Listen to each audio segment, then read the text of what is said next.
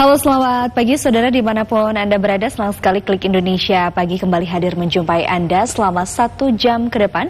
Kali ini Kamis 2 November 2023. Bersama saya Andin Wijaya. Ya, dan saya Teguh Fajri. Berikut ini kita simak 2 cuplikan berita utama Klik Indonesia Pagi hari ini.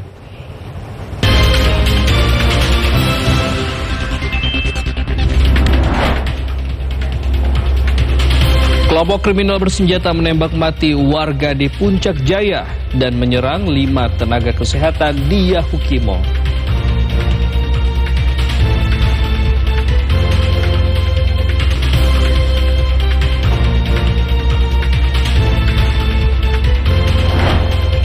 Menteri Luar Negeri Retno Marsudi menyatakan akan melakukan evakuasi WNI dari Gaza dan mendesak masuknya bahan bakar untuk rumah sakit Indonesia.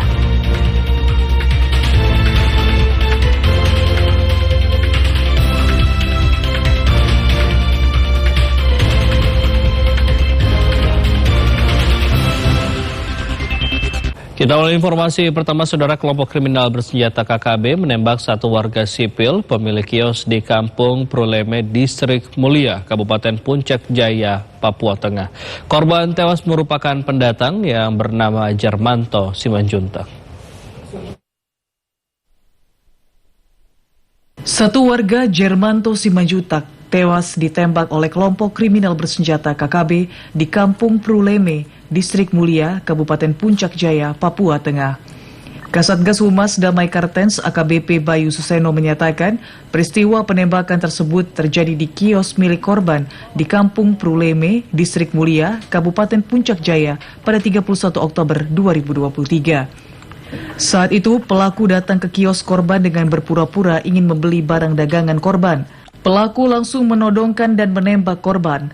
Pelaku menembak korban sebanyak 1 kali. Kasatgas Humas Damai Kartens AKBP Bayu Suseno menjelaskan korban tewas saat berada di Rumah Sakit Umum Daerah Mulia. Korban mengalami luka di bagian rahang kanan, diduga proyektil peluru masih bersarang di bagian leher dan kepala. Saat ini pihak Satgas Damai Kartens dan Polres Puncak Jaya masih menyelidiki motif pelaku. Aparat juga akan mengejar dan menangkap pelaku penembak tersebut. Sebelumnya KKB juga melakukan penyerangan terhadap warga di Kabupaten Yahukimo, Papua Pegunungan.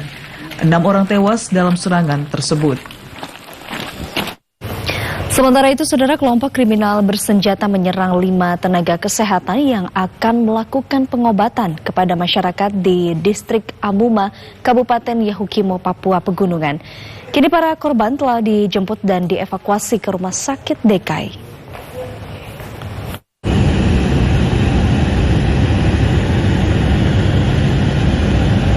5 orang tenaga kesehatan dianiaya oleh kelompok kriminal bersenjata di Distrik Amuma, Kabupaten Yahukimo, Papua Pegunungan.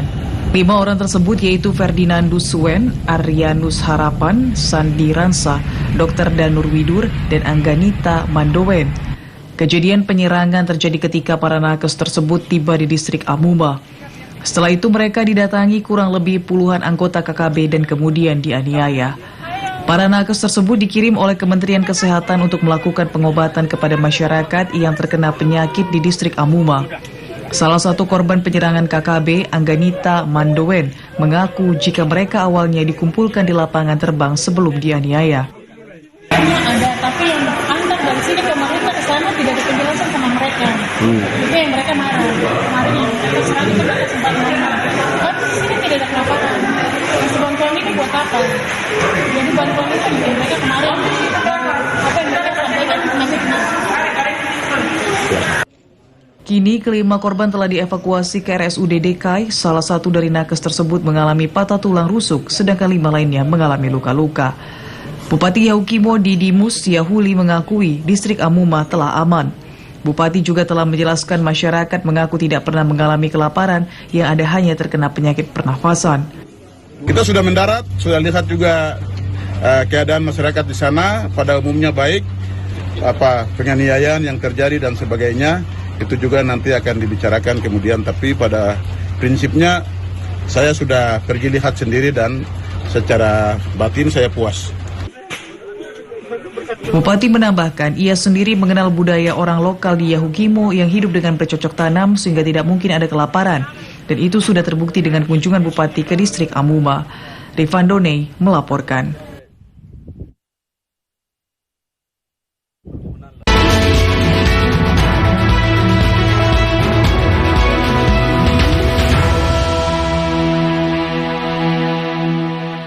Kita menuju ke informasi seputar pemilu 2024. Saudara calon Presiden Ganjar Pranowo bertemu dengan Badan Eksekutif Mahasiswa Seprovinsi Bali di Muntik Siokan, Sanur, Bali. Dalam dialog bersama mahasiswa tersebut, Ganjar Pranowo membahas secara mendalam keikutsertaan pemuda dalam politik. Di Bali, calon Presiden Ganjar Pranowo melakukan sejumlah kegiatan. Salah satunya bertemu dengan Badan Eksekutif Mahasiswa se-Bali di kawasan wisata Muntik Siokan, Pantai Mertasari, Sanur. Dalam dialog tersebut muncul beragam permasalahan dan pendapat yang dilontarkan oleh para mahasiswa. Beberapa mahasiswi mempertanyakan efektivitas keterlibatan 30% perempuan di parlemen dan beberapa mahasiswa lainnya menyampaikan sejumlah persoalan hingga masalah lingkungan hidup. Menurut Ganjar, pendidikan politik untuk para pemuda sangatlah penting agar mereka bisa terlibat di politik. Maka saya ajak anak muda, yuk kamu ikut terlibat, yuk kamu berpartisipasi, yuk. Mau jadi tim sukses saya, ayo biar praktek. Mau jadi tim sukses yang lain, boleh, silahkan gitu ya. Silahkan pilih, tapi yang penting adalah pendidikan politik untuk mereka. Sehingga mereka bisa terlibat, ada etikanya, ada moralnya, ada ilmunya. Sehingga anak-anak muda sejak awal dia mengerti mana yang baik, mana yang buruk, bagaimana cara memilah dan memilih, sehingga dia punya determinasi yang bagus untuk menentukan. Menurut saya keren-keren lah hari ini. Dalam kesempatan ini Ganjar didampingi oleh Ketua DPD PDI Bali Wayan Koster dan Sekretaris DPD PDI Bali yang juga Wali Kota Denpasar I Gusti Ngurah Jaya Negara. Selain bertemu dengan Badan Eksekutif Mahasiswa se-Bali, Ganjar Pranowo juga memiliki sejumlah agenda lain selama berada di Bali. Dari Bali, Yuda Maruta melaporkan. Sementara itu, 3 partai politik lokal Aceh mendeklarasikan dukungan terhadap pasangan Anies Rashid Baswedan dan Muhaimin Iskandar dalam pemilihan Presiden 2024 mendatang. Deklarasi tersebut dilaksanakan di lapangan Bumi Gas, Kecamatan Tanah Luas, Kabupaten Aceh Utara. 3 partai lokal Aceh yang mendeklarasikan dukungan terhadap pasangan Capres dan Cawapres Anies Rashid Baswedan dan Muhaimin Iskandar, yakni Partai Adil Sejahtera atau PAS, Partai Darul Aceh atau PDA, dan Partai Soliditas Independen Rakyat Aceh atau SIRA. Deklarasi itu dilakukan di hadapan ribuan masyarakat dan simpatisan Partai Koalisi Perubahan dalam kegiatan Sawewu Masyarakat Aceh di lapangan Bumi Gas, Kecamatan Tanah Luas, Kabupaten Aceh Utara, Rabu siang. Dukungan tersebut diwarnai dengan pemberian naskah deklarasi dukungan terhadap Anies oleh masing-masing pimpinan partai politik lokal Aceh, yakni Ketua Umum PAS TGK Bulkoini Tanjung, Ketua DPW Partai Darul Aceh PDA Aceh Utara TGK Khairul Rizal, dan Majelis Tinggi Partai Soliditas Independen Rakyat Aceh atau SIRA Muhammad Nazar.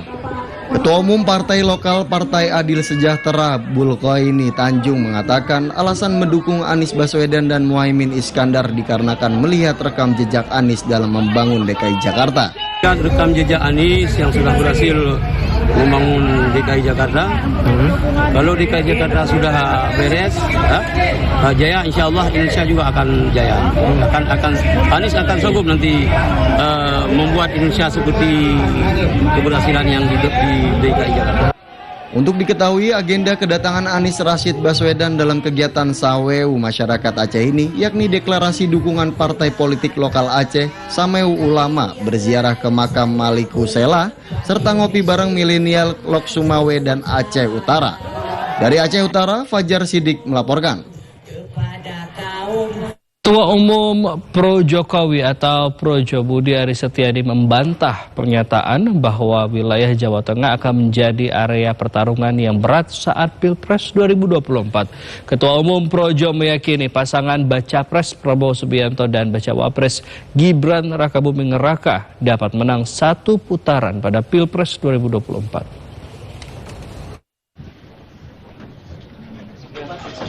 Ketua Umum Pro Jokowi Budi Aris Setiadi membantah pernyataan bakal calon wakil presiden dari Koalisi Indonesia Maju, Gibran Rakabuming Raka, yang menyebut bahwa wilayah Jawa Tengah akan menjadi arena pertarungan yang berat saat Pilpres 2024. Budi Aris Setiadi meyakini tidak ada yang berat dalam Pilpres 2024, meski wilayah Jawa Tengah didominasi oleh PDI Perjuangan.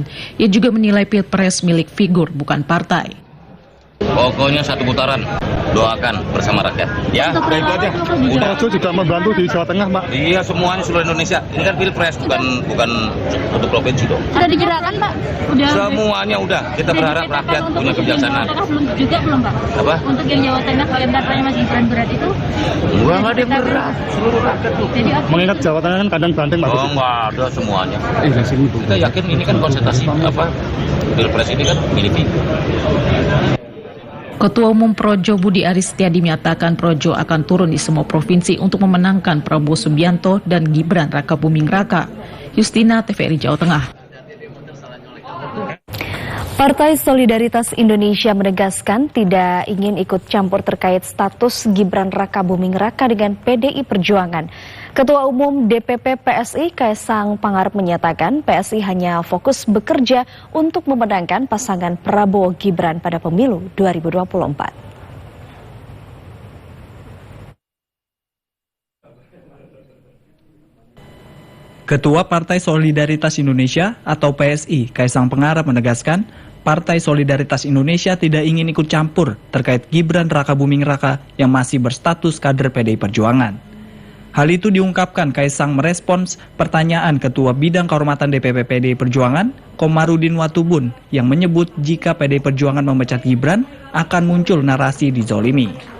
Kaisang menyatakan partainya selalu terbuka untuk menerima Gibran Rakabuming Raka jika ingin bergabung dengan PSI. PSI ya udah kerja aja, mau itu siapapun orang yang bergabung ke tempatnya Pak Ganjar ataupun Pak Anies ya nggak masalah, itu kan masalah pilihan pribadi masing-masing. Ya balik lagi itu saya kembalikan lagi itu kan urusan dapurnya partai lain. Kami PSI kan nggak ikut campur sama itu. Kaisang Pangarep menegaskan Partai Solidaritas Indonesia tengah fokus bekerja untuk memenangkan bakal pasangan calon presiden Prabowo Subianto dan calon wakil presiden Gibran Rakabuming Raka pada Pilpres 2024. Sementara itu, saudara, ratusan santri yang tergabung dalam Forum Komunikasi Santri Indonesia atau FOKSI bergabung dengan Partai Solidaritas Indonesia atau PSI. Ketua Umum DPP PSI Kaisang Pangarep menyatakan bergabungnya FOKSI merupakan salah satu langkah PSI untuk mendapat dukungan dari masyarakat yang lebih luas. Inline sejalan dengan Forum Komunikasi Santri. Ratusan santri yang tergabung dalam Forum Komunikasi Santri Indonesia, FOKSI, bergabung dengan Partai Solidaritas Indonesia atau PSI. Ketua Umum DPP PSI, Kaisang Pangarep, menyambut baik atas kepercayaan para santri yang telah bergabung dengan PSI. Kaisang Pangarep menyatakan, bergabungnya FOKSI ke PSI merupakan kehormatan bagi PSI karena dipercaya oleh masyarakat. Selain itu, bergabungnya ratusan santri ini merupakan langkah PSI untuk mendapat dukungan dari masyarakat yang lebih luas. Kaisang menambahkan, PSI selalu terbuka untuk semua kalangan, termasuk bagi para santri yang ingin berjuang bersama-sama untuk memajukan Indonesia.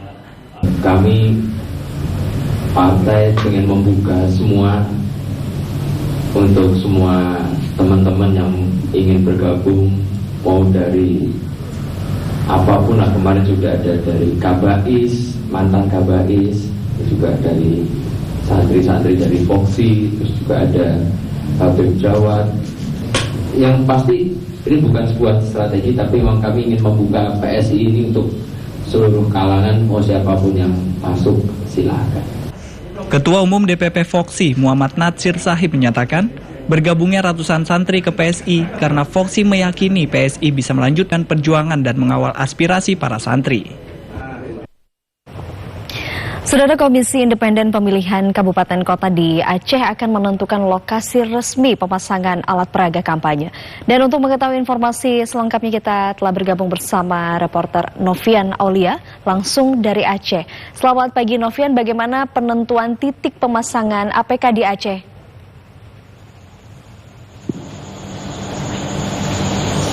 Selamat pagi Andin dan juga saudara. Pihak Komisi Independen Pemilihan KIP di seluruh kabupaten kota di Provinsi Aceh telah melakukan rapat koordinasi dengan pemerintah kabupaten kota yang ada di seluruh Provinsi Aceh. Hal ini seperti yang dilakukan oleh pemerintah Kota Banda Aceh yang beberapa waktu lalu melakukan rapat koordinasi dengan KIP Kota Banda Aceh untuk menentukan lokasi penetapan ataupun titik lokasi alat peraga kampanye di sejumlah titik yang ada di Kota Banda Aceh. Hal ini perlu dilakukan agar tidak adanya pemasangan APK secara liar menjelang tahapan kampanye pelaksanaan pemilu 2024 mendatang. Pelaksana harian PLH KIP Ketua KIP Kota Banda Aceh Hasbullah mengatakan bahwa penetapan terkait dengan alat peraga kampanye ini sesuai dengan peraturan Undang-Undang Nomor 7 Tahun 2017 ini tentang lokasi ataupun titik lokasi pemasangan alat peraga kampanye. Dalam rapat koordinasi ini, pihak pemerintah Kota Banda Aceh dan juga pihak KIP Kota Banda Aceh pun menyepakati sejumlah titik di Kota Banda Aceh yang akan dijadikan lokasi ditetapkannya lokasi titik peletakan alat peraga kampanye bagi bacalek untuk tingkat kota maupun hingga ke tingkat pusat nantinya.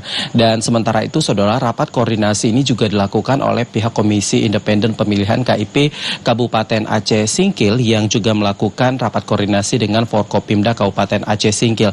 Namun memang untuk penetapan alat peraga kampanye saat ini pihak Komisi Independen Pemilihan KIP Aceh Singkil masih berpatokan pada pelaksanaan ataupun pada titik koordinat pemilu pada tahun 2019 yang lalu.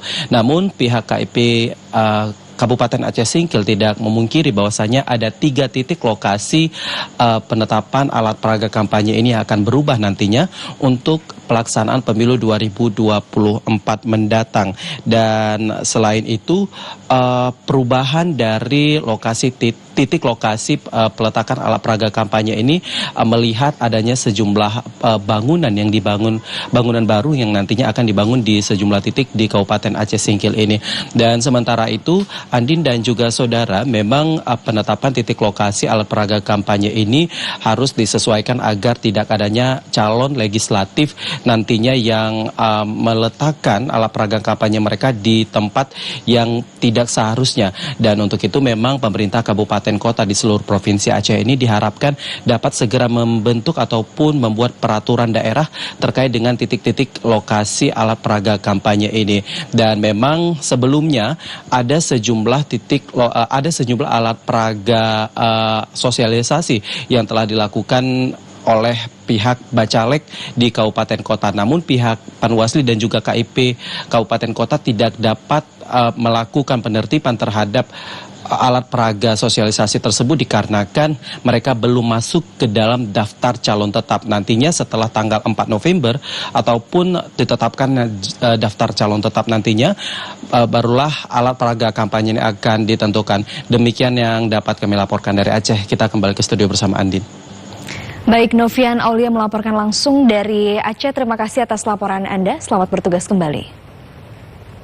Sementara itu, Saudara, Wakil Presiden Ma'ruf Amin mengingatkan agar kasus kelelahan petugas penyelenggara pemilu 2019 tidak terulang kembali pada pemilu 2024 mendatang.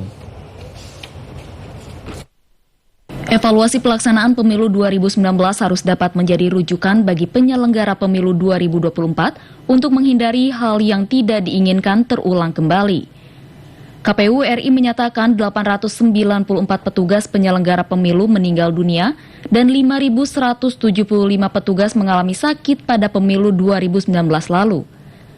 Wakil Presiden Ma'ruf Amin menegaskan hal serupa tidak boleh terulang kembali di pemilu 2024. Pemerintah tengah berupaya menyusun langkah preventif menghindari kasus kelelahan terlebih bagi petugas pemilu 2024. Yang jelas bahwa pengalaman 2019 itu tidak boleh terulang, sehingga banyak korban karena kelelahan, terutama karena kelelahan di samping penyakit bawaan.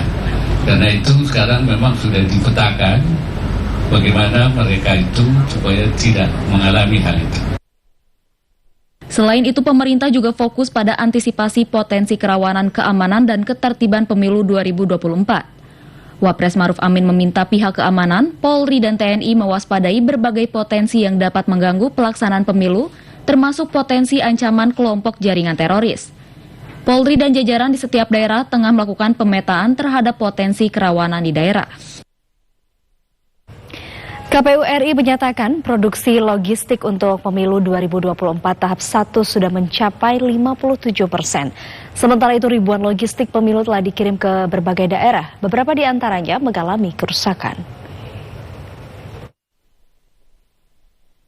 KPU RI menyatakan produksi logistik untuk pemilu 2024 tahap 1 sudah mencapai 57%. Sementara surat suara calon legislatif akan mulai dicetak pada 10 November mendatang. Ketua KPU RI Hashim Asyari mengatakan 30% dari logistik yang telah diproduksi tersebut sudah didistribusikan atau dikirim ke berbagai daerah di Indonesia. Sementara jumlah logistik yang sudah diterima oleh KPU Kabupaten Kota di atas 25%. Sementara itu, daftar calon tetap DCT untuk calon anggota DPR, DPRD, dan DPD akan ditetapkan pada tanggal 3 November 2023. Mulai awal November, para anggota KPU Provinsi dan Kabupaten Kota gelombang pertama yang sudah dilantik akan menyerahkan approval atau persetujuan terkait desain surat suara dengan pimpinan partai politik masing-masing di daerah tersebut. Desain surat suara meliputi penulisan nama, nomor urut, daerah pemilihan atau dapil. Selain itu, Hashim mengatakan pihaknya bersama KPU daerah telah berkoordinasi untuk mengidentifikasi daerah tertinggal, terdepan, dan terluar, serta wilayah rawan bencana untuk distribusi logistik pemilu 2024. Logistik pemilihan umum 2024 berupa bilik suara dibawa menggunakan truk ekspedisi ke gudang KPU di Jalan 2, Jalur Tais, Kabupaten Seluma, Bengkulu. Bilik suara tersebut berbahan kardus tiba pada Rabu pagi berjumlah 2.592 unit. KPU Kabupaten Seluma mengatakan bilik suara nantinya akan didistribusikan di seluruh TPS dengan jumlah masing-masing 4 unit. Dan untuk sementara, logistik masih akan disimpan di dalam gudang sampai dengan waktu distribusi logistik dilakukan. KPU Seluma menyatakan seluruh logistik dalam kondisi baik dan tidak mengalami kerusakan ataupun kendala. Selanjutnya, distribusi juga akan dilakukan ke gudang KPU di Kota Bengkulu. Ribuan logistik pemilu 2024 saat ini mulai didistribusikan ke seluruh KPU Kabupaten Kota di Sulawesi Selatan. Distribusi ribuan logistik pemilu berlangsung secara bertahap. Jumlah bilik suara dan kotak suara yang diterima pihak KPU telah sesuai dengan permintaan. Bilik suara yang diterima sebanyak 1.850, sementara kotak suara sebanyak 1.993 buah. Sementara itu untuk logistik lainnya seperti tinta dan segel masih menunggu pendistribusian. Seluruh bilik suara dan kotak suara tersebut telah tersimpan di gudang logistik KPU Kota Parepare. Data pihak KPU Kota Parepare menyebutkan terdapat 395 TPS yang tersebar di 4 kecamatan dan 24 kelurahan. Masing-masing TPS menggunakan 3 buah bilik suara pada pemilu mendatang. Sebanyak 6.205 kotak suara untuk pemilu 2024 tiba di gudang logistik Komisi Pemilihan Umum Kabupaten Bulukumba, Sulawesi Selatan. Logistik pemilu berupa kotak suara dari KPU Pusat telah tiba di gudang logistik KPU Bulukumba. Saat proses pembongkaran, pihak Bawaslu dan aparat keamanan Polres Bulukumba juga memantau langsung proses tersebut. Kotak dan bilik suara ini nantinya akan disebar ke 1.241 TPS dari 5 daerah pemilihan pada 10 kecamatan di Kabupaten Bulukumba pada pemilu 2024. Kotak suara selama berada di gudang logistik akan dijaga ketat aparat keamanan Polres Bulukumba. Selain itu, CCTV pun telah dipasang di sudut gudang untuk memantau keamanan logistik pemilu. Jumlah daftar pemilih tetap di Kabupaten Bulukumba sebanyak 340.541 orang terbagi atas 163.108 orang laki-laki dan 177.233 orang perempuan. Sebanyak 7.008 logistik pemilu berupa bilik suara tiba di Kabupaten Ketapang, Kalimantan Barat. Dari total ini dipastikan mencukupi 1.752 TPS yang tersebar di seluruh kecamatan se-Ketapang. Logistik bilik suara disimpan di gudang milik KPU di Jalan Brigjen Katamso, Kelurahan Sukaharja, Ketapang. Usai diterima dan disimpan di gudang, dari total 1.752 logistik bilik suara dinyatakan rusak sebanyak 72 buah dan dipastikan telah dilaporkan ke KPU Provinsi Kalimantan Barat. Selain logistik bilik suara, logistik pemilu lain yang telah diterima adalah tinta. Pengamanan logistik di gudang KPU dibantu dengan personil TNI Polri. Belasan plastik kotak suara pemilu diduga mengalami kerusakan ditemukan Badan Pengawas Pemilu Kota Payakumbuh, Sumatera Barat saat melakukan pengawasan terhadap logistik di gudang KPU. Kerusakan berupa hancur dan basah itu terdapat 1 hingga 2 kotak suara di setiap bungkus yang dipisahkan. Memastikan total kerusakan, Bawaslu menunggu proses sortir dari petugas KPU. Sebelumnya, diberitakan Komisi Pemilihan Umum Kota Payakumbuh kembali menerima logistik pemilu serentak tahun 2024. Logistik yang diterima berupa ribuan kotak suara. Selain ribuan kotak suara berbahan kardus, juga diterima ribuan segel dalam 2 buah kardus. Kedatangan kotak suara dan segel di gudang KPU di kawasan Muaro, Kecamatan Payakumbuh Utara itu dikawal petugas kepolisian serta diawasi oleh Bawaslu Kota Payakumbuh. Usai diturunkan dari truk pengangkut, logistik itu disusun berdekatan dengan logistik berupa bilik suara yang lebih dahulu datang beberapa hari sebelumnya. Jumlah kotak suara yang datang mencapai 1.870 kotak suara dengan rincian penggunaan untuk di tempat pemungutan suara mencapai 1.855 kotak suara, sementara sisanya adalah logistik cadangan.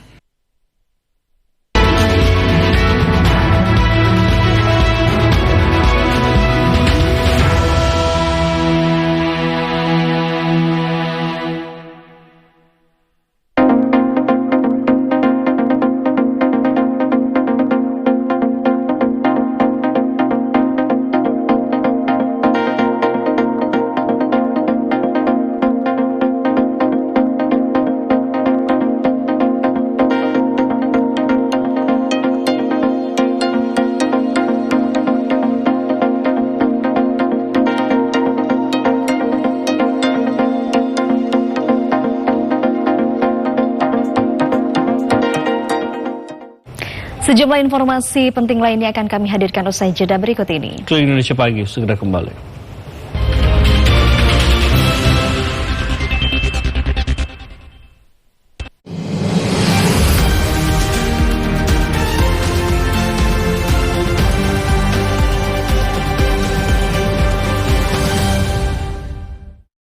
Mahkamah Konstitusi menggelar sidang pengujian Undang-Undang Pengelolaan Wilayah Pesisir dan Pulau-Pulau Kecil, perkara nomor 35 tahun 2023 yang diajukan oleh PT Gema Kreasi Perdana, Rabu 1 November 2023 di ruang sidang pleno MK.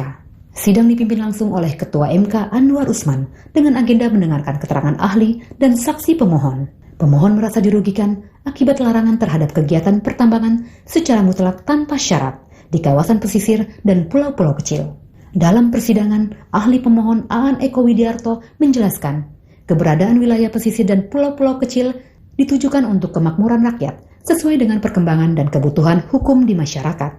Dengan demikian, wilayah pesisir dan pulau-pulau kecil tetap dapat dikelola secara terintegrasi dan membangun sinergi berbagai perencanaan sektoral, mengatasi tumpang tindih pengelolaan, konflik pemanfaatan dan kewenangan serta memberikan kepastian hukum. Selain itu, saksi pemohon Abarudin menerangkan, seiring dengan masuknya PT Gema Kreasi di Pulau Wawoni, masyarakat merasakan dampak positif serta mendukung investasi tambang tersebut. Sementara, Hakim Konstitusi Eni Nurbaningsih menanyakan mengenai kewajiban dalam kegiatan pertambangan agar tidak menimbulkan kerusakan lingkungan. Apakah justru tidak kemudian merusak norma Pasal 23 ayat 2 itu sendiri yang meletakkan prioritas di situ, di mana kemudian pertambangan sesungguhnya memang tidak dilarang mutlak, tetapi ada kewajiban.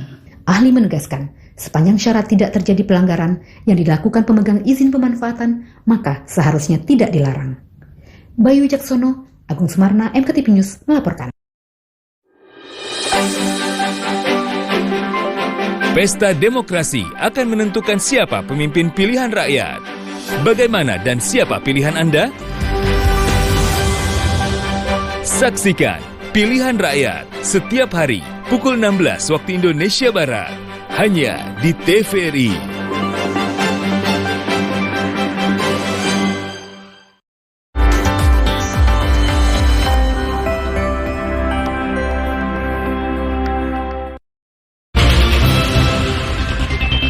Selamat pagi saudara. Teguh Fajri dan Andin Wijaya masih menyapa Anda di Klik Indonesia Pagi TVRI.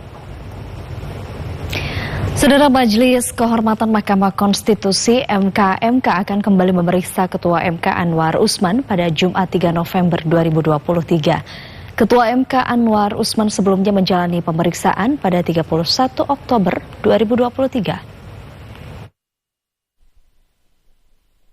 Ketua Majelis Kehormatan Mahkamah Konstitusi (MK) Jimli Asidiki menyatakan akan kembali memanggil Ketua MK Anwar Usman pada 3 November 2023 atau Jumat pekan ini. Ketua MK menjelaskan pihaknya akan menghadirkan mantan Ketua MK Idewa Gede Palguna sebagai ahli untuk mengusut dugaan pelanggaran kode etik Ketua MK Anwar Usman. Pemeriksaan itu akan menjadi kedua kalinya bagi Ketua MK. Tidak hanya Ketua MK Anwar Usman, MK juga bakal memanggil Hakim MK Arif Hidayat. Selain itu, MK akan memanggil panitera yang terkait dengan laporan soal putusan MK mengenai batas usia Capres-Cawapres. Sebelumnya, Majelis Kehormatan MK memeriksa Ketua MK Anwar Usman terkait dugaan pelanggaran kode etik dalam mengadili perkara batas usia Capres-Cawapres pada 31 Oktober 2023. Anwar Usman diperiksa secara tertutup selama kurang lebih 1 jam. Dalam keterangan persnya, Ketua MK Anwar Usman menyatakan bahwa ia mengklarifikasi terkait laporan dirinya atas dugaan terlibat konflik kepentingan dalam mengadili perkara batas usia Capres dan Cawapres. Ketua MK juga membantah tudingan yang menyebut dirinya melakukan lobi dengan hakim konstitusi lainnya dalam mengadili putusan nomor 90 yang hasilnya mengubah aturan syarat Capres dan Cawapres. Menteri Koordinator Bidang Politik Hukum dan Keamanan Mahfud MD menyatakan kasus transaksi mencurigakan senilai 189 triliun rupiah terkait dengan ekspor impor emas telah naik ke tahap penyidikan. Kasus tersebut merupakan bagian dari transaksi mencurigakan senilai 349 triliun rupiah yang diungkap oleh Pusat Pelaporan dan Analisis Transaksi Keuangan atau PPATK. Menko Polhukam Mahfud MD memastikan tindak lanjut laporan hasil analisis, pemeriksaan dan informasi dari PPATK terkait transaksi janggal di Kementerian Keuangan sebesar 349 triliun rupiah, transaksi 189 triliun rupiah dalam kasus importasi emas. Kepastian itu disampaikan oleh Menko Polhukam yang juga Ketua Satgas Komite Tindak Pidana Pencucian Uang atau TPPU di kantor Kemenko Polhukam Jakarta. Setelah dilakukan pemeriksaan oleh Satgas TPPU, ditemukan sejumlah hal. Penyidik Direktorat Bea Cukai meyakini telah memperoleh bukti permulaan tindak pidana kepabeanan dalam penanganan surat yang dikirimkan oleh PPATK dengan nilai transaksi mencurigakan 189 triliun rupiah. Saat ini penyidik telah menerbitkan surat perintah penyidikan terhadap nilai transaksi sebesar 189 triliun yang merupakan transaksi terbesar dalam kasus importasi emas. Penyidik Direktorat Jenderal Bea Cukai meyakini telah memperoleh bukti permulaan terjadinya tindak pidana kepabeanan dalam penanganan surat yang dikirimkan oleh PPATK nomor SR 205/2020 dengan nilai transaksi mencurigakan sebesar 189 triliun rupiah. Saat ini PPATK telah menyerahkan data tambahan kepada Direktorat Pajak terhadap laporan pajak yang sebenarnya. Penanganan kasus transaksi mencurigakan ini dilakukan terpisah-pisah karena terdapat 300 surat yang diperiksa oleh Satgas TPPU. Kita beralih ke informasi lain. Saudara, kerabat dibantu puluhan masyarakat di kota Subulu Salam, Provinsi Aceh melakukan upaya pencarian korban longsor secara swadaya. Sementara itu di Ternate, Maluku Utara, sebuah speedboat tujuan Halmahera Barat menuju Ternate tenggelam. 7 orang penumpang menjadi korban dalam insiden tersebut. Puluhan masyarakat Desa Penanggalan Barat masih terus membantu kerabat korban longsor yang terjadi di Desa Lai Ikan, Kecamatan Penanggalan, Kota Sebulu Salam, Aceh pada Jumat malam lalu. Kendati minim petunjuk, masyarakat tetap melakukan pencarian sebagai bentuk kepedulian dan solidaritas kepada 3 korban yang masih belum ditemukan. Dalam pencarian mandiri itu, warga membentuk 2 tim terdiri dari pemuda dan orang tua. Tim bergerak secara bergilir menyusuri Sungai Kombi. Salah seorang kerabat sekaligus warga Penanggalan Barat, Sahbudiono, mengatakan pencarian mandiri ini merupakan aksi solidaritas warga terhadap Bribka Kurniadi yang merupakan Babim Kaptipmas Penanggalan Barat serta 2 orang korban lainnya. Pencarian akan terus dilakukan dan diharapkan dapat segera membuahkan hasil. Sebelumnya, hujan deras menyebabkan longsor di jalan lintas Aceh Sumatera Utara di Kota Sebulu Salam. 5 orang tertimpa dan terdorong material longsor. 2 korban berhasil diselamatkan dan dievakuasi, sementara 3 orang lainnya, yakni Bribka Kurniadi, Babin Kamtipmas Polsek Penanggalan, Edi Sukmawan, warga Loksemawe, dan Ibrahim Panggabean, warga Medan, hingga kini masih hilang dan dalam pencarian. Akibat kebocoran, sebuah speedboat tujuan Halmahera Barat menuju Ternate tenggelam, 7 orang penumpang menjadi korban dalam insiden ini. Beginilah kondisi detik-detik tenggelamnya sebuah speedboat tujuan Sidangoli, Halmahera Barat menuju Ternate. Salah satu penumpang merekam momen tenggelamnya speedboat yang ditumpanginya di perairan Halmahera Barat. Dalam video tersebut, beberapa penumpang menggunakan pelampung atau life jacket terkatung-katung di lautan sambil menunggu kedatangan regu penyelamat. Korban dalam insiden tersebut beberapa diantaranya adalah rombongan Badan Pengawas Pemilu Provinsi Maluku Utara. Kepala Basarnas Ternate, Fatur Rahman, menyatakan seluruh penumpang berhasil diselamatkan oleh speedboat lainnya yang sedang melintasi lokasi kejadian.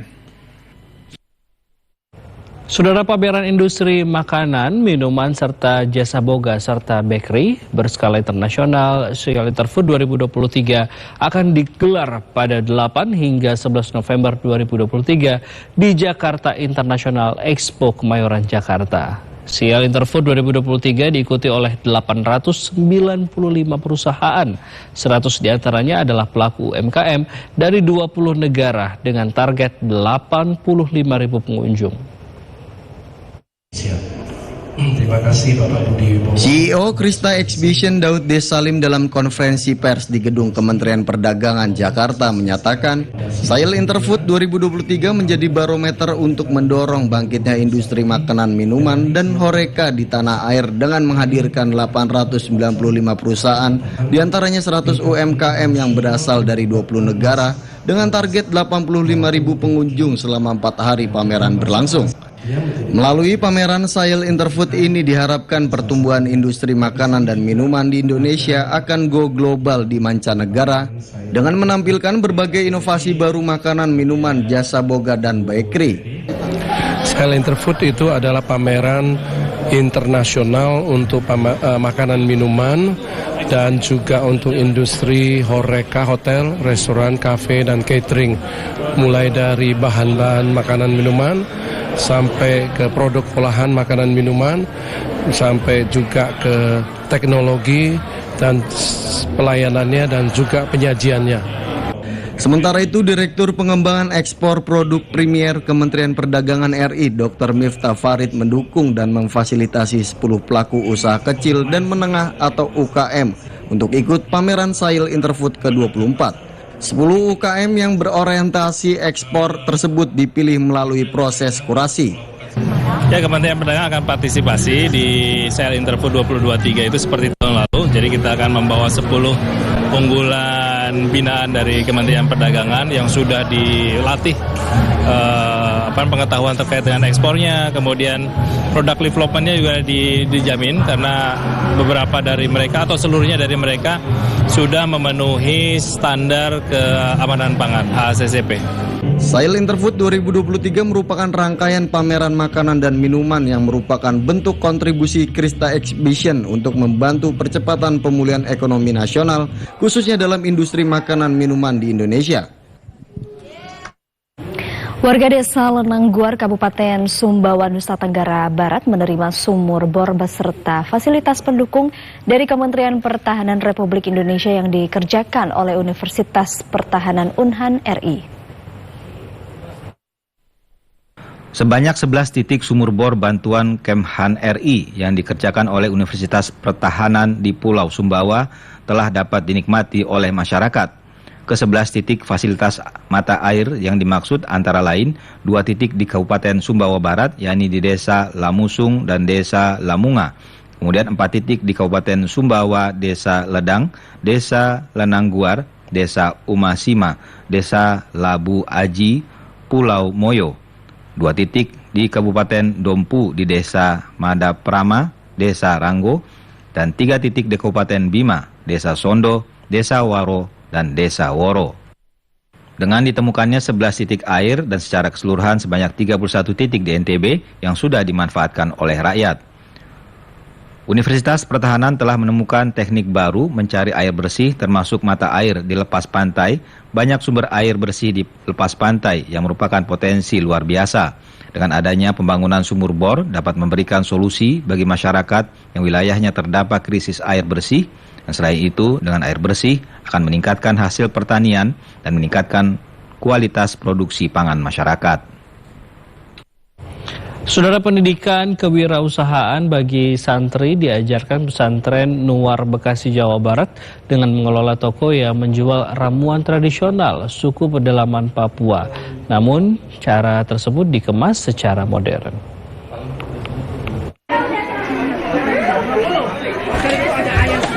Ramuan tradisional Papua merupakan ciri khas toko milik pesantren Nuwar yang menyediakan semua kebutuhan sehari-hari.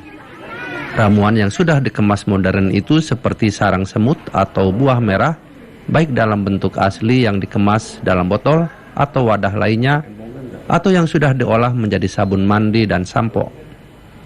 Produk lainnya seperti madu murni pedalaman Papua dalam botol atau yang sudah diolah menjadi propolis.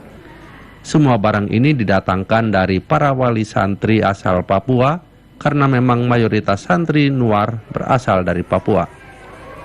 Bagi santri, keberadaan toko ini menjadi bagian dari praktek pendidikan kewirausahaan, sekaligus mempraktekkan hilirisasi produk asal Papua yang tempat pengolahannya berada di dalam pesantren.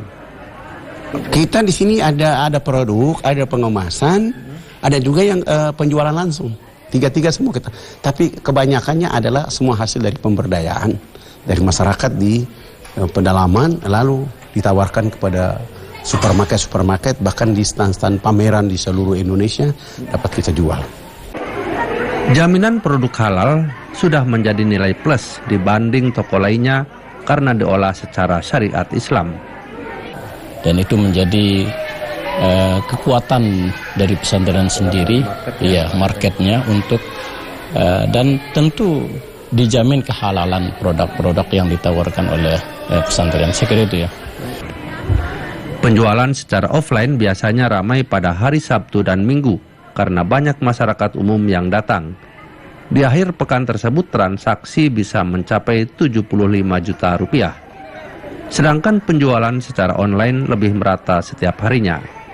Semua keuntungan usaha pesantren ini menjadi salah satu penyokong dana operasional pesantren. Tapi keuntungan lebih tinggi yakni pendidikan kewirausahaan untuk modal santri setelah lulus. Dan saudara, rangkaian informasi penting lainnya masih akan kami hadirkan usai jeda berikut ini. Tetaplah bersama kami di Klik Indonesia Pagi.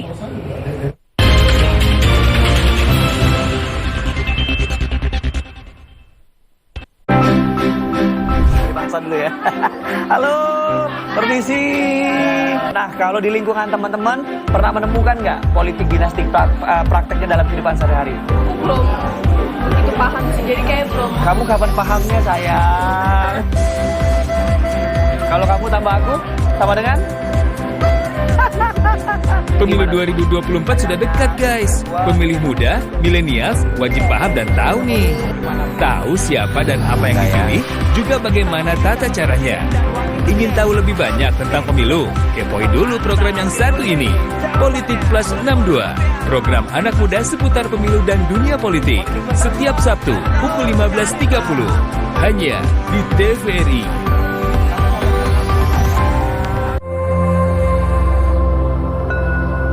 A sport that combines the strength of the body, breathing, and also the mind. beneficial for physical and mental health. Each episode provides different yoga poses and movements. That really into the fitness industry. With Rini Riti, Wonderful Yoga, every Saturday, 6 a.m. and 4 p.m. only on TVRI World.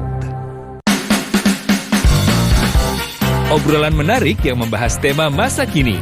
Makanya mungkin aku kenapa nggak laku karena mungkin aku tiba-tiba dari muka ini jualan jilbab gitu kan. Bahasan seru dan asik bersama host dan bintang tamu pilihan. Bikin asik aja setiap Selasa dan Kamis pukul 20 waktu Indonesia Barat. Acara ini terselenggara atas kerjasama dan didukung oleh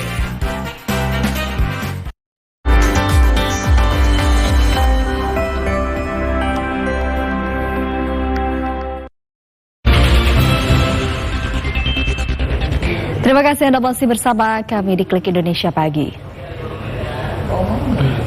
Saudara Menteri Luar Negeri Retno Marsudi mengatakan evakuasi warga negara Indonesia atau WNI yang berada di jalur Gaza Palestina kemungkinan akan dilakukan pada hari ini secara bertahap dan mengutamakan keselamatan. Menteri Luar Negeri juga mendesak agar pasokan bahan bakar dapat masuk ke Gaza Palestina.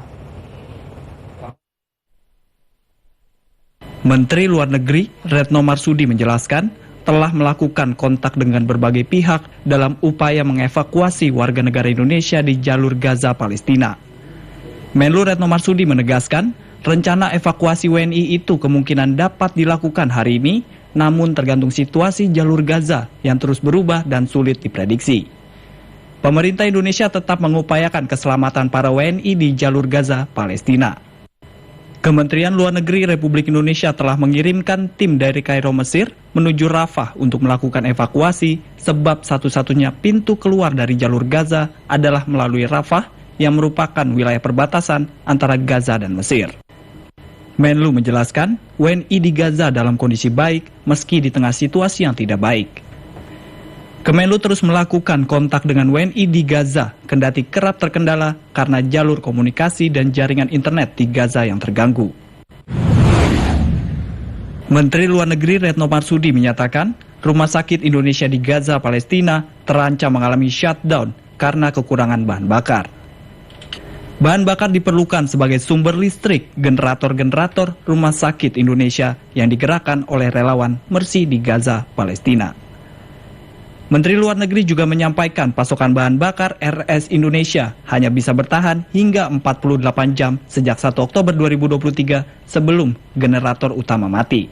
Kita kemudian melakukan komunikasi dengan teman-teman relawan Mercy yang ada di lapangan. Dan dari komunikasi kita diperoleh informasi bahwa waktu yang tersisa kurang lebih adalah 48 jam sejak tadi pagi. Karena kita melakukan komunikasi tadi pagi sebelum generator utama mengalami shutdown. Nah teman-teman dari sejak awal, termasuk pada saat saya berada di New York, beberapa hal yang memang sudah sangat kritis dan terus kita upayakan adalah masuknya bahan bakar ke Gaza dan juga air bersih. Menteri Luar Negeri Retno Marsudi menyatakan pihaknya mengupayakan bahan bakar masuk ke jalur Gaza Palestina dengan menjalin komunikasi dengan pihak-pihak terkait. Nantinya bahan bakar tersebut dimasukkan ke Gaza dengan alasan kemanusiaan. Saudara, Badan Amil Zakat Nasional Basnas menerima infak kemanusiaan yang akan disalurkan untuk membantu masyarakat Palestina. Inisiatif pengumpulan donasi ini dilakukan oleh Jaringan Sekolah Islam Terpadu JSIT hingga Basnas Provinsi Bengkulu. Penyerahan infak sebesar 2 miliar rupiah secara simbolis dilakukan di kantor Basnas Pusat Jakarta oleh Ketua Umum JSIT Indonesia Fahmi Zulkarnain kepada Ketua Basnas RI Profesor Dr. Nur Ahmad. Ketua Basnas RI Nur Ahmad menyampaikan apresiasi atas infak kemanusiaan yang diberikan oleh JSIT Indonesia dan telah bergerak memberikan kepedulian untuk membantu masyarakat Palestina. Basnas akan menghimpun donasi sampai dengan akhir tahun karena keinginan masyarakat untuk membantu Palestina sangat tinggi. Kita targetkan sampai dengan akhir November itu 50 miliar. Ya, mudah-mudahan bisa tercapai dan bisa diteruskan sampai dengan akhir tahun ini. Jadi kita akan kumpulkan dana, kita peruntukkan untuk Palestina, berapapun yang kita peroleh. Nanti kalau kemanusiaan ini kita anggap cukup, kita akan teruskan untuk bidang pembangunannya. Sementara itu, Ketua Umum JSIT Indonesia Fahmi Zulkarnain menjelaskan, infak yang diberikan merupakan hasil penggalangan dana dari seluruh jaringan sekolah yang tergabung se-Indonesia yang berasal dari murid, guru, wali murid, dan manajemen sekolah sehingga terkumpul sebesar 2 miliar rupiah. Kami membawa amanah dari keluarga besar JSIT Indonesia untuk menyampaikan bantuan kemanusiaan yang sudah kami kumpulkan di sekolah-sekolah anggota JSIT Indonesia. Sampai hari ini terkumpul yang kami akan sampaikan 2 miliar rupiah. Ketua Basnas RI Nur Ahmad menambahkan, Basnas akan mengirimkan bantuan tahap pertama yang disalurkan melalui Kementerian Luar Negeri RI berupa bentuk paket makanan, bahan bakar dan kebutuhan dasar warga seperti selimut, hygiene kit, dan tongkat kruk untuk korban disabilitas. Basnas Provinsi Bengkulu menggalang donasi untuk membantu korban konflik di Palestina. Penggalangan donasi ini dibuka selama 1 pekan terakhir. Donasi akan dikumpulkan hingga 10 November mendatang. Setelah sepekan dibuka, dana yang terkumpul sekitar 21 juta rupiah. Dana ini dikumpulkan dari masyarakat umum dan akan disalurkan ke Basnas Pusat untuk dikirimkan bersama dengan bantuan lainnya dari provinsi lain.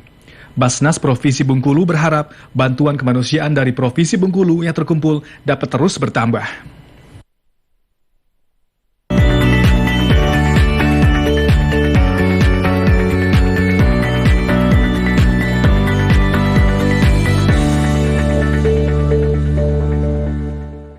Saudara, Bolivia menjadi negara pertama yang memutuskan hubungan diplomatik dengan Israel akibat perang di Gaza, Palestina.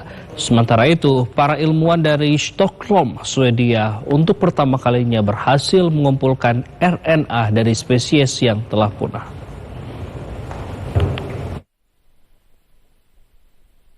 Juru bicara Kementerian Kesehatan Palestina Ashraf Al-Qudra mengungkapkan generator utama di 2 rumah sakit utama di Gaza beberapa jam lagi akan ditutup sepenuhnya.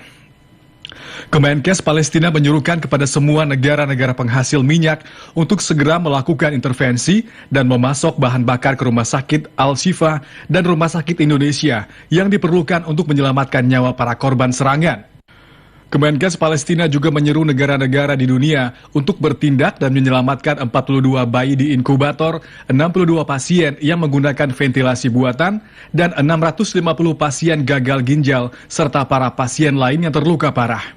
Rumah sakit di Gaza kini kewalahan menampung pasien dan pengungsi. Bahkan, Rumah Sakit Indonesia hari ini juga mengumumkan bahwa mereka akan kehabisan bahan bakar dalam beberapa jam mendatang jika tidak ada pengiriman bahan bakar. Wakil Menteri Luar Negeri Bolivia, Freddy Mamani, dalam konferensi pers di ibu kota La Paz mengumumkan Bolivia memutuskan hubungan diplomatik sebagai penolakan dan kecaman atas serangan Israel yang agresif dan tidak proporsional di jalur Gaza. Menteri Luar Negeri sementara, Maria Nela Prada, menyatakan hal ini dilakukan mengacu pada kejahatan terhadap kemanusiaan yang dilakukan di jalur Gaza terhadap rakyat Palestina. Bolivia menjadi negara pertama yang secara aktif memutuskan hubungan diplomatik dengan Israel akibat perang di Gaza, Palestina. Negara Amerika Latin itu sebelumnya telah memutus hubungan diplomatik dengan Israel di tahun 2009 di bawah pemerintahan Presiden Evo Morales sebagai protes atas tindakan Israel di Gaza, Palestina. Hubungan diplomatik dengan Israel kembali dijalin di tahun 2020 di bawah pemerintahan Presiden sementara Jeanine Áñez.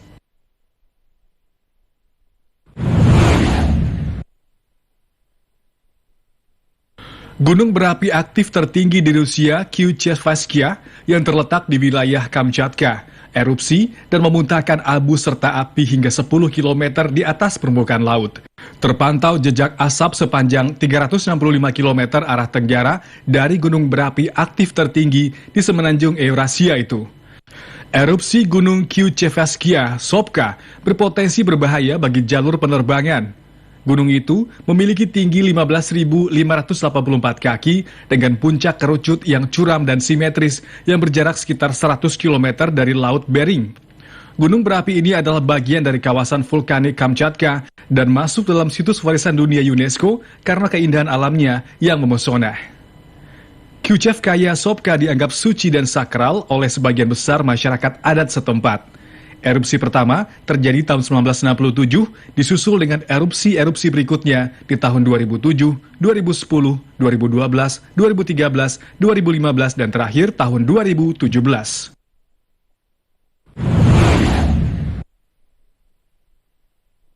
Para ilmuwan untuk pertama kalinya berhasil mengumpulkan RNA dari spesies yang telah punah.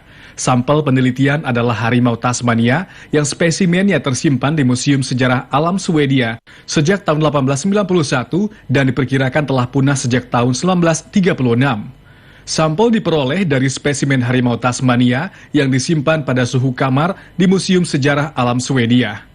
Molekul RNA jauh lebih kecil dari DNA dan para peneliti awalnya menduga molekul-molekul tersebut akan terdegradasi dengan cepat dalam suhu ruang.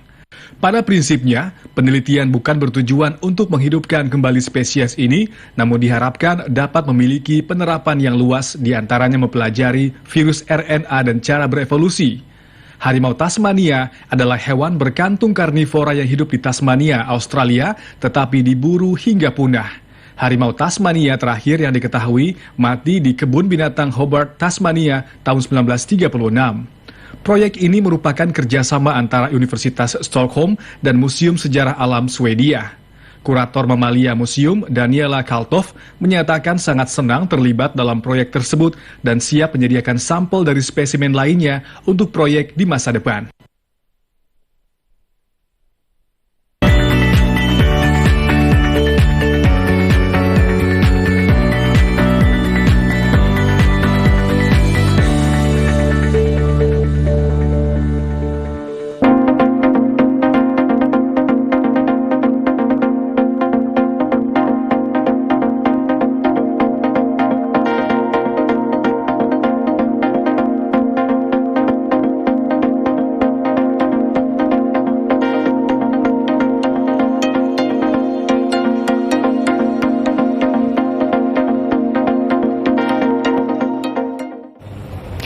Dan saudara, informasi tadi sekaligus menutup perjumpaan kita di Klik Indonesia pagi kali ini. Akhirnya saya Andin Wijaya. Ya, dan saya Teguh Fajri mewakili kerabat kerja yang bertugas mengucapkan terima kasih atas perhatian dan kebersamaan Anda. Selamat pagi dan sampai jumpa.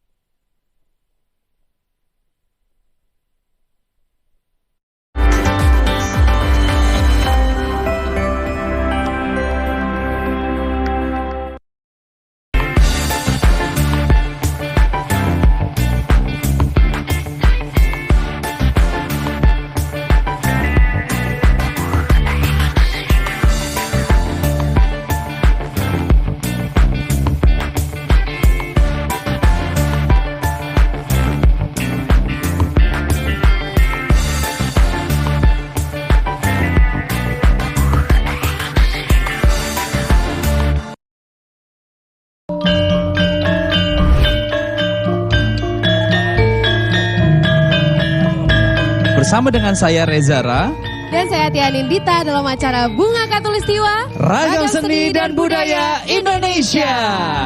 Pusaka Indonesia tersebar hampir di seluruh penjuru tanah air. Salah satunya keris dari Yogyakarta dan golok dari Banten yang menjadi identitas sebuah daerah. Bunga Khatulistiwa